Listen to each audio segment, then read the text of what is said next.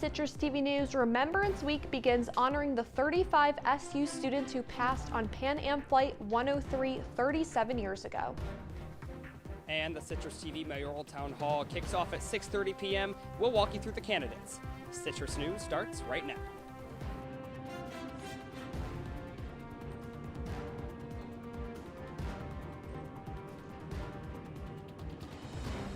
Plus, can artificial intelligence have dangerous implications on your dating life? The slippery slope behind the screen next. Campus News Leader.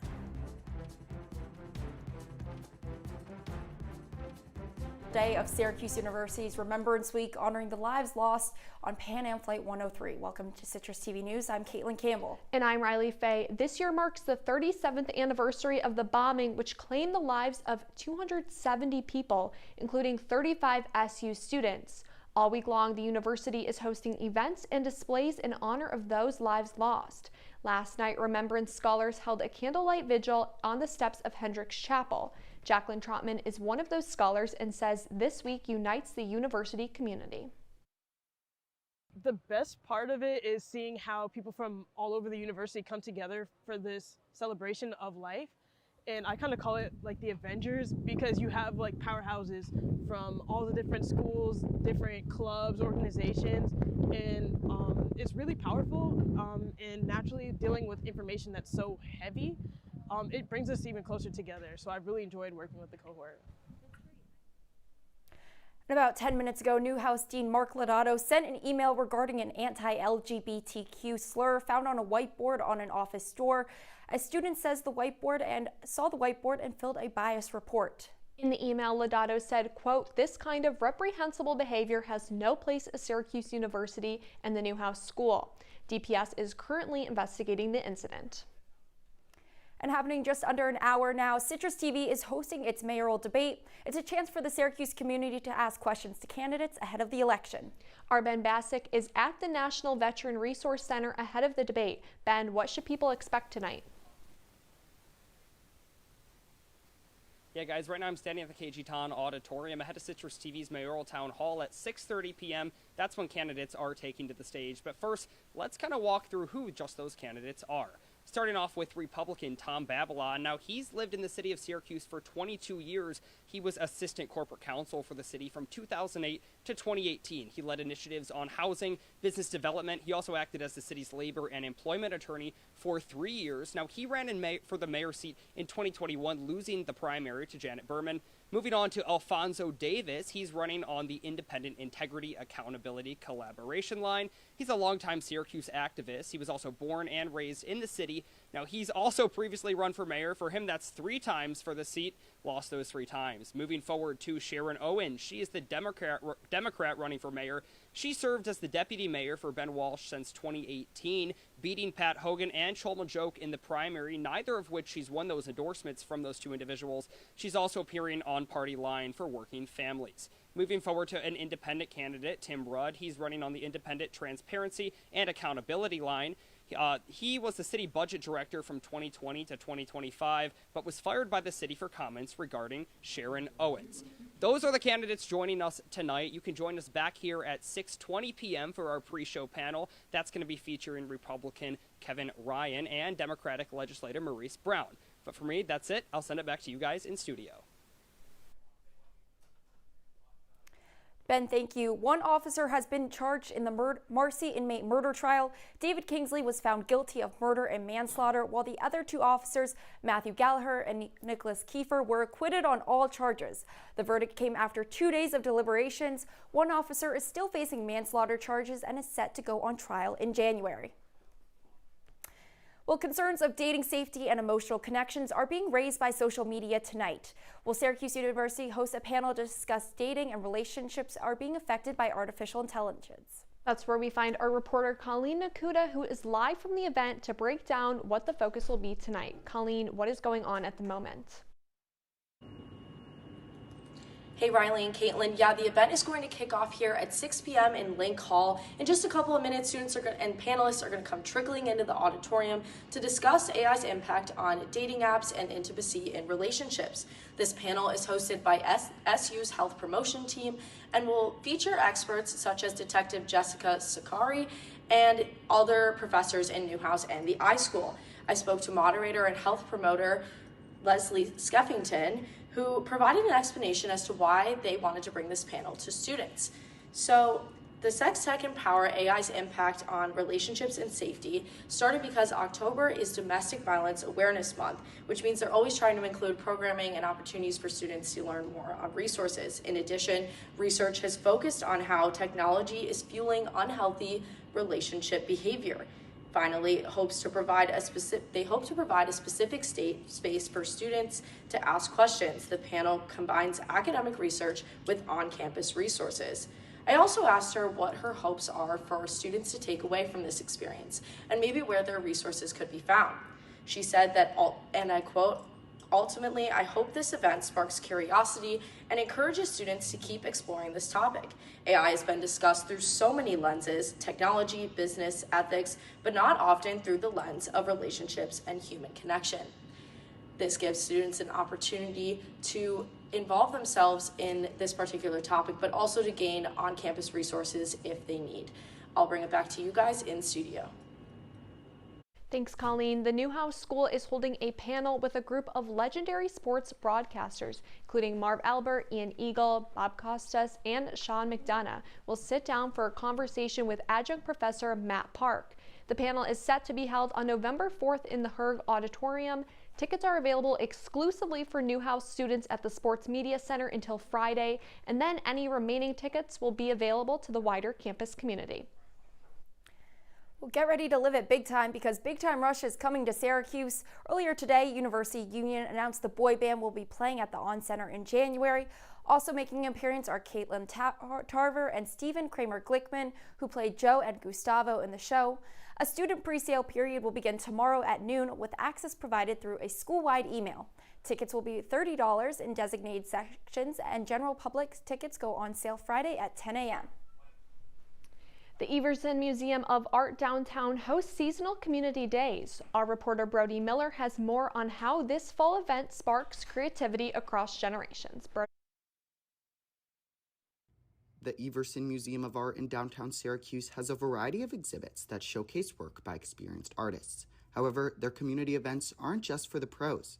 Their Director of Learning and Engagement, Monica Andrews, explains. To be able to reach new members from our community who maybe are less familiar with the museum, to know that this is really a place for them and that we want to support their curiosity, imagination, and learning. The Everson Museum of Art hosts a community day once a season with a different emphasis. This fall's focus, showing creativity has no age and that your imagination is a superpower. I think creative expression is important as part of someone's lifelong learning. I think creativity and art making can help us build empathy and understanding, and also really exercise our curiosity and imagination. And it's also very fun. It's healthy for the mind and the soul. Events such as these exist to promote Everson's mission statement: engaging diverse communities, inspiring curiosity, and contributing to a more vital and inclusive society is the museum's goal. Families, youth in our community through creative expression and connecting them with different community partners, different local artists. Looking forward to the future, the Everson hopes to expand their community programming in hopes of inspiring any generation that enters their doors. Reporting in Syracuse, Brody Miller, CitrusTV News. Thanks, Brody. Definitely an event to check out when it's not raining out, or maybe it is. Maybe because it's an inside event. I know, great. Perfect for fall, especially because it's getting chillier now. But our Alexis Korrie has more about the weather. Thank you, Kaitlin and Riley. Yeah, it's definitely chilly. When I woke up this morning and looked outside, I could tell it wasn't going to be too nice. It's been pretty gloomy all day. It's currently about 54 degrees out, and we are still experiencing some rain that started around 11 a.m. this morning although the worst of it is the 10 to 20 mile an hour gusts of winds here and there, which is making it feel very chilly. But tonight, temperatures are expected to drop to about 45 degrees, which will be pretty nice. Partly cloudy skies, so no more rain, although those gusts of winds are here to stay. About 10 to 15 mile an hour gusts of winds. So if you do have any plans, maybe you're going to the CitrusTV mayoral debate, make sure to grab that coat. And for me, I'm going to grab a brush because those winds always mess up my hair. But that's all I have for weather right now. Kaitlin and Riley, back to you guys. Coming up on Citrus TV News, millions across the country participated in No Kings protests. What the demonstrations were like here in Syracuse. Plus, the reason why Amazon and other apps were down all morning when we come back.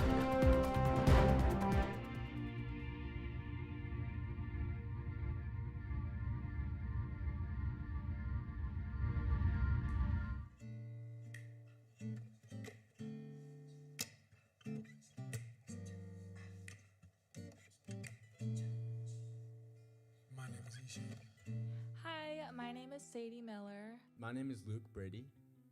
I go by St. Luke.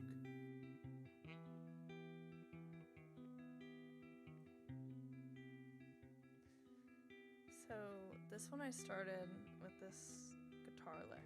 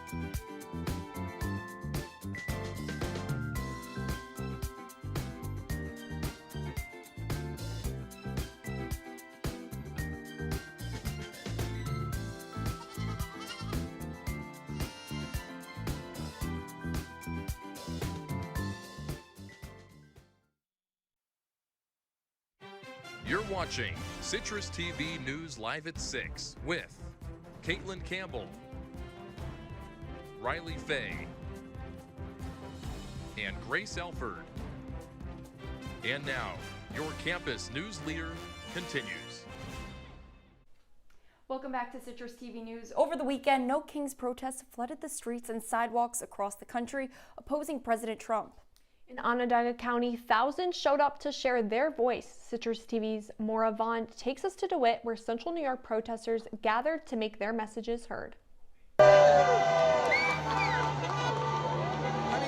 Along the Erie Boulevard sidewalks in DeWitt, Onondaga County showed out in numbers for the second coming of the No Kings protest. About 2,500 protests across the nation happening today in opposition to the Trump administration. Take a look at some of these signs. We've been talking to protesters today who say they're scared, that they're fighting for immigrant rights, for women's rights, for policy change. I am fighting for the right to assemble, for no kings, for liberty and justice for all. Marianne has been a teacher in Syracuse all of her life. Today she says she's fighting for the younger generations and for her grandchildren to have an equal future. America belongs to all of us, not just a few. What are these notes of? My notes. These are my notes about how upset I am. It is not what we fought for. We took an oath to defend our country. And we need to change power so that the power comes back to the people. I was fighting for women's rights back in the 60s.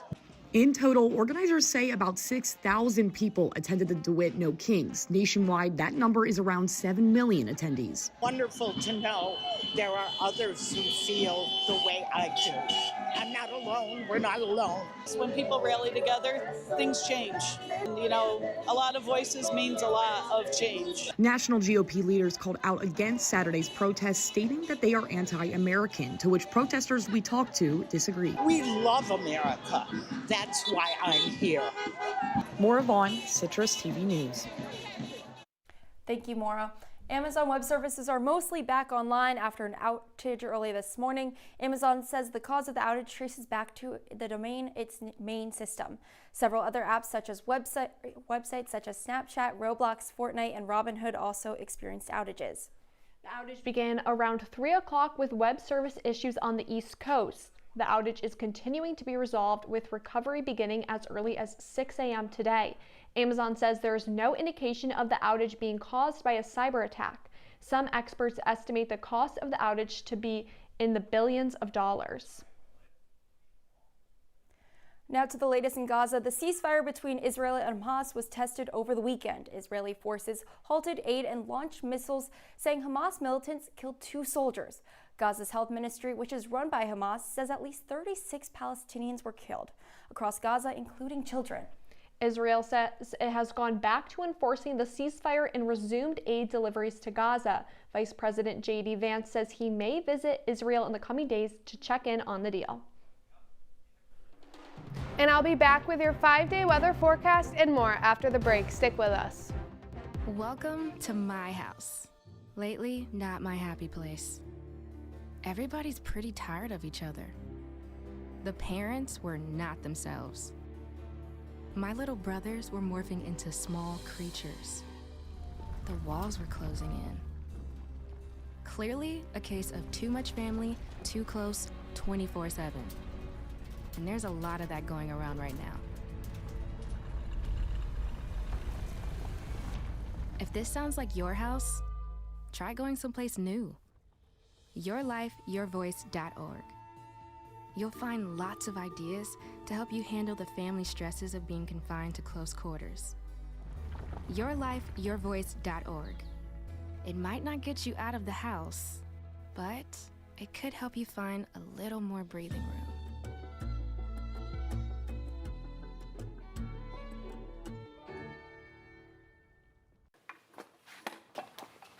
Did you hear about the pony with a sore throat? He was a little horse. Can I tell you a cat joke? Just kidding. Why couldn't the Why was the basketball court all wet? Why? Because the players kept dribbling all over it. Where did cats go on vacation? New York.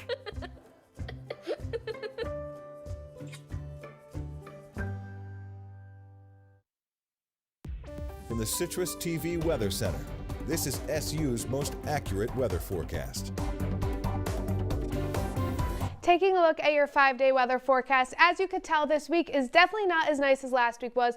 Tuesday is looking like the nicest day. You could see a high of 64 degrees, partly sunny. It's going to be the only sun you see all week. Low of 46 though, so it's definitely going to be cooler out. Wednesday, though, we do have some partly cloudy skies in the morning, although it is going to start raining that night around high of 54 degrees, but that rain is going to continue on into the weekend. We have Thursday, that cloudy skies with the rain showers just like Friday. High of 51 on Friday, low of 39. So be prepared to pack those umbrellas for classes because it is going to be a very rainy week. Although it does kind of make me think of fall when we do see some of the rain, some of the lower temperatures at night. So I wanted to show this picture of the day. I think this tree just looked beautiful. I love when the leaves start to change. You can tell it's definitely fall. You see some leaves on the ground. You can tell the promenade's pretty wet from the rain today. You can see that person with the umbrella.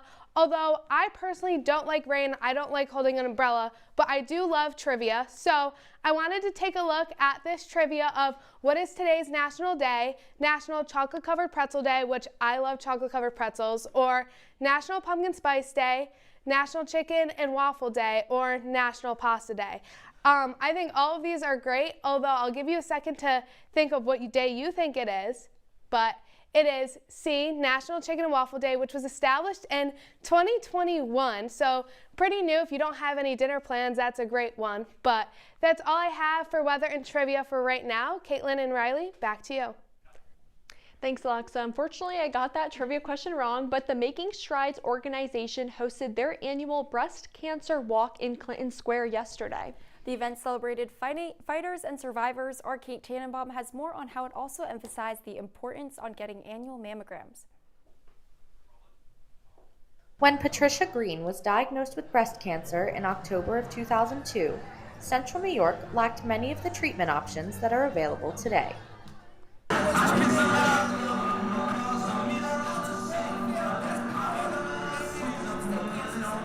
Green is now a proud survivor and chooses to celebrate beating her diagnosis, not only with a commemorative tattoo, but also by attending events like the Making Strides Breast Cancer Walk to raise awareness and help fund research.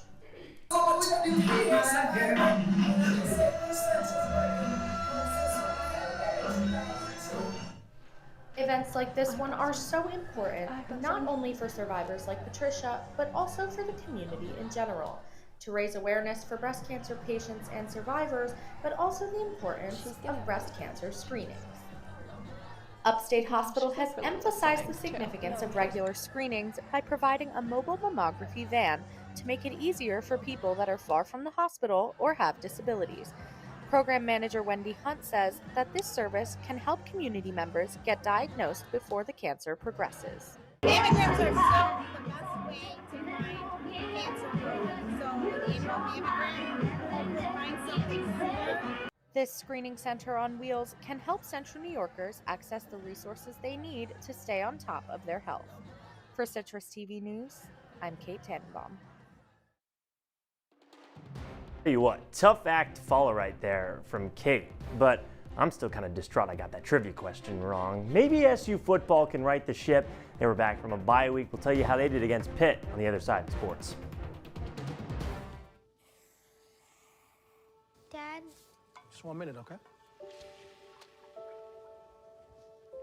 Hey, Bobo, do trees tell each other stories? I'm sorry. I'm afraid I don't know that. Hey, why don't we go find out?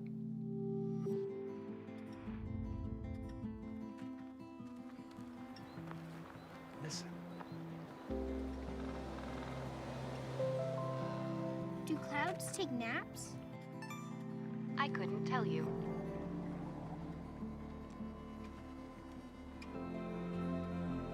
Can birds draw pictures? I don't have an answer for that. Dad, do stars visit their friends? Look!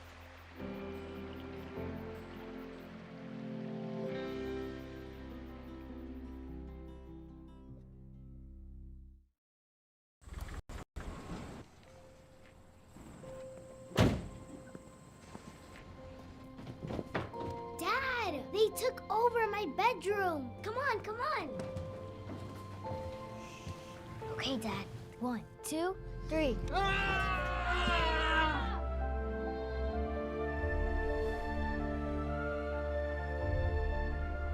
Dad!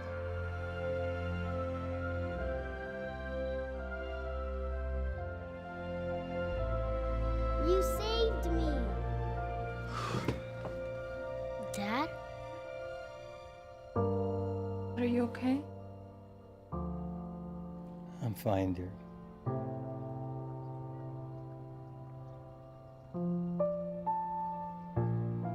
Your hero needs you now, and AARP is here to help.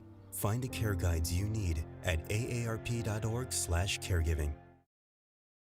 And now, your Citrus TV Sports Report.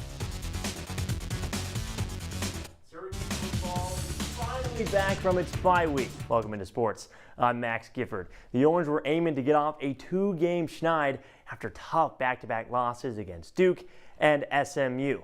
But what would game number 1400 in SU program history have in store against a pretty good Panthers squad? You know, Fran Brown and his squad had to be fired up, but they were quickly cooled down early after Ricky Collins threw a pick on his first drive of the game. That put Pitt in Syracuse territory, and then the freshman quarterback on their side, Mason Heinchel, he said, I'll handle it myself. Goes 36 yards to the house. You saw the fans doing the surrender cobra. I'm sure that's how a lot of them felt. Ricky and the Orange eventually got in a little bit of a rhythm, connecting with Darryl Gill, a little somersaulting touchdown to tie it up at 7-7. Pitt was up by a field goal right before the half until Kenny Johnson caught a punt, and he just kept running. 66 yards to the house for a punt return, so the Orange needed a spark coming out of halftime, so they go to their true freshman, Luke Carney. He took the first couple snaps in the second half, but ultimately Pitt would ice it out, make it 3 straight losses for the Orange after a 30-13 put down at the hands of Pitt. And you can see the players right there. They were pretty dejected after losing a game like that. But I'm pretty sure no one can be as dejected as Jets fans. I mean, my goodness, what a joke of a franchise they are right now. Aaron Glenn should have been fired yesterday. I mean, it's just unbelievable what's going on. But nobody was higher than the Giants headed into Mile High City for a meeting with the Broncos after a win against the Eagles last week. So I was kidding you around. We aren't going to talk about the Jets. We're going to talk about how the Giants did, and they had a really, really good start in this one. They went up 19-0 before the fourth quarter even started. Denver hadn't even put up a point before that fourth quarter until they scored 26 of them. And that didn't stop there after this scramble and score by Bo Nix to make it 30-26. But you can't doubt the Giants, especially with Jackson Dart. He dives into the end zone for a touchdown, and the replay confirms his arms did break the plane, and that made it 32-30. But then the Giants missed the extra point. So what does that mean? That opens the door for the Broncos, and Courtland Sutton connects with Bo Nix, and all of a sudden, Denver has a chance to do something that has not been done in a long time. A generational loss for the Giants, 33-32. Now, I know with the News Live at 6 overlords are probably thinking right now, why am I being such a negative Nancy? Why am I being such a Debbie Downer? Why am I being such a pessimist Peter? Well, don't worry, there was one team that did leave the weekend satisfied, and that was none other than the Syracuse Crunch. Right down the road, a rematch of the postseason series a season ago against the Rochester Americans. Brandon Halverson picks up the shutout to give the Orange the win, and then they had to go north of the border the very next day to take on the Belleville Senators, and then the Crunch won again. You see that on your screen. First time since 1996-97 that the Crunch have started the season 4-0. How about Dominic James? 4 goals in his first 4 games as a member of the Crunch. But guys, that's going to about do it for sports. I have to ask, were you at the SU football game on Saturday? I didn't get a chance to go. Yes, I did go. I saw an amazing interception, I think, in the first or second quarter, but that's all they got from me. When they started losing, I was out of there. What about you? I did not go, unfortunately, but I wish I saw it, but kind of glad now I didn't see it because of the loss. Seemed like a lot of fans left early. I am interested to know if fans are going to show up for that Halloween game with North Carolina coming. I don't know if you guys are. I know it's Halloween, but it should be a fun Friday night game. Definitely. Yeah, absolutely. Well, thank you, Max. When we come back, one last look at your wake-up weather. Stay with us. Welcome to my house. Lately, not my happy place. Everybody's pretty tired of each other. The parents were not themselves. My little brothers were morphing into small creatures. The walls were closing in. Clearly, a case of too much family, too close, 24/7. And there's a lot of that going around right now. If this sounds like your house, try going someplace new. YourLifeYourVoice.org. You'll find lots of ideas to help you handle the family stresses of being confined to close quarters. YourLifeYourVoice.org. It might not get you out of the house, but it could help you find a little more breathing room.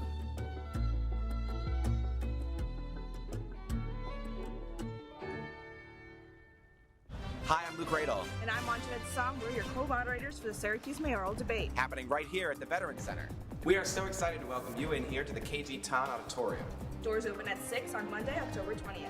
And as debate moderators, we actually don't have that much work to do. That's right, and that's because you're going to be asking the questions. So be sure to come out and join us because we have a lot of seats to fill. A lot of seats to fill. So make sure to join us for our first ever CitrusTV mayoral town hall. And now for the weather when you wake up tomorrow morning. It's going to be around 49 degrees whether you're driving to work or walking to class. It's going to be pretty chilly even though it's the nicest day of the week. Make sure to pack a jacket. But that's all I have for your weather today. Kaitlin and Riley, back to you guys. Thanks, Alexa. Starting in just a few minutes is the Syracuse mayoral debate hosted by CitrusTV. The candidates taking part will be Democrats Sharon Owens, Republican Tom Babylon, and Independent candidates Tim Rudd and Alfonso Davis. The debate will follow a town hall structure where audience members can ask candidates questions. It starts at 6 p.m. in the National Veterans Resource Center. That's CitrusTV News for this Monday. Don't forget you can follow us on X and Instagram at CitrusTV News. Now for the entire CitrusTV News team, I'm Riley Fay. And I'm Kaitlin Campbell. Have a great night, Syracuse.